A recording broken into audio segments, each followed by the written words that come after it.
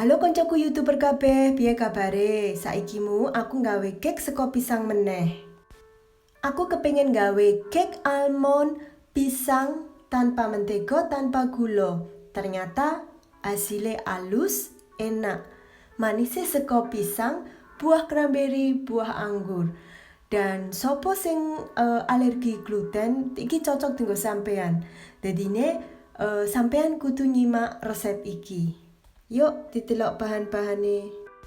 120 gram bubuk almond. Nah, iki aku nganggo tepung kinuane 150 gram ya.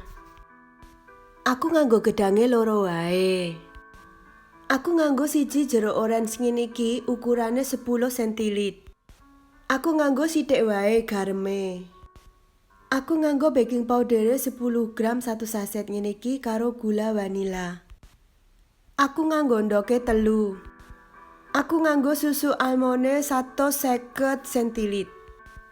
Aku nganggo anggur kering karo cranberry. Tapi orang nganggo ukuran semene wae cukup. Rasane enak tenan loh. Saiki gedange dionceki terus diiris cilik-cilik.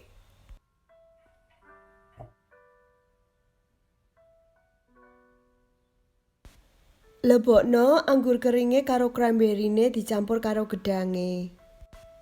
Bahane wis mlebu kabeh, saiki mu di blender ya.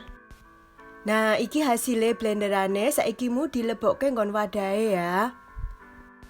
Saiki lebokno gula vanila. Lebokno baking powder ya, sak bungkus ngene iki 10 gram. Aku nganggo gareme sak jumput wae ya. Endoke telu dilebokno kabeh ya.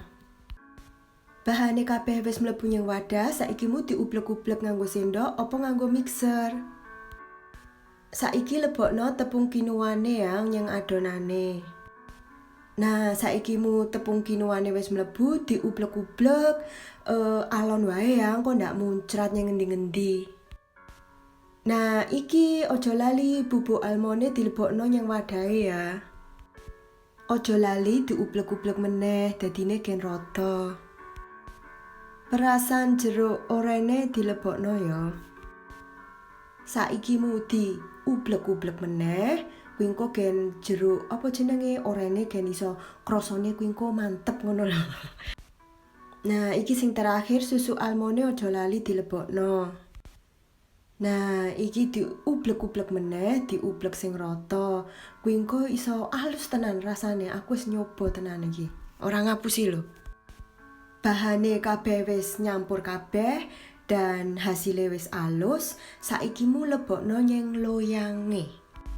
Nah, iki loyange wis tak kei kertas roti, mergone ora nganggo minyak, ora nganggo mentega, ben kuwi engko metune iso dadine apik ngono kuwi lho. Saiki adonane dilebokno kabeh nyeng loyange. Nah, kuwi engko hasilnya iso kuwi lho, mlenuk tenan kuwi engko. Tenan apik tenan. Nah, iki adonane wis mlebu kabeh nyeng loyang. Nek mau aku wis manaske oven temperatur 170 selama 1 jam. Nah, panggangane tak buka iki dek mau selama 10 menit terus tak belah ngene iki lho. Kuwi engko dadine wayu tenan. Nah, iki wis tak belah kabeh terus tak lebokno oven meneh. Kuwi engko gen matenge rata ngono kuwi lho.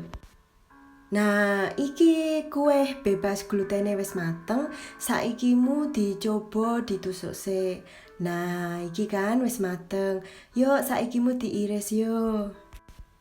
Nah, iki hasil potongane iki kan lembut banget kan, empuk. Apa meneh jerone kuwi enek cranberry, karo anggur kering, karo pisang. Dadine kuwi engko mantep tenan. Nah, iki tak akhiri teko kene wae ya. Kanggo koncoku YouTuber sayangku kabeh, aku arep ngucapke matur suwun sanget. Sopo sing wis nonton mentok, aku pasti bali nggone sampean tapi banyak lambat.